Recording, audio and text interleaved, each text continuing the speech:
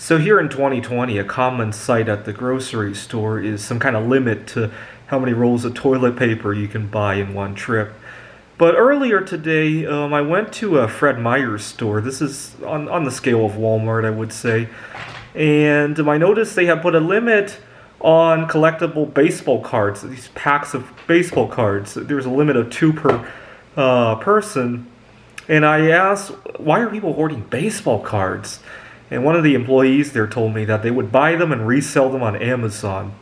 And I'm thinking to myself, nobody's going to die if they can't get baseball cards at the store. They're not even going to be inconvenienced by it, right? Like the toilet paper and all that.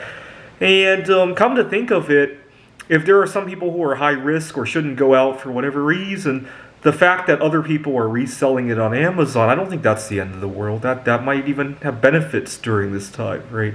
It just goes to show how out of whack of things have gone, right?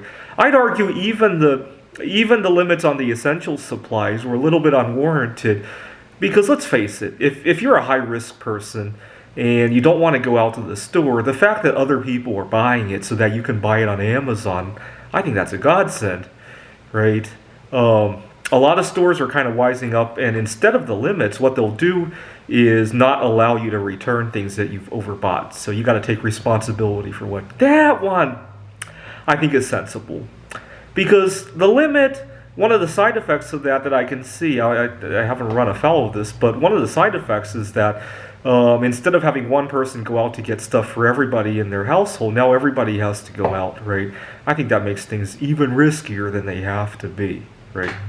Now, earlier on during the crisis, when I would go to the city park or other places that we were allowed to go, this was back in the spring, I noticed that they would lock the bathrooms.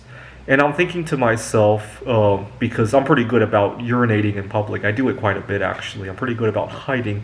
But then I realized that's even worse for the health crisis, right? It's much better to have somewhere to urinate. And it just makes it a whole lot worse than it has to be. Obviously, if the goal is to get people to spend less time at the park, yeah, maybe. But I think there's very little evidence that going to the park was a net negative, right? Exercise is pretty good for your immune system.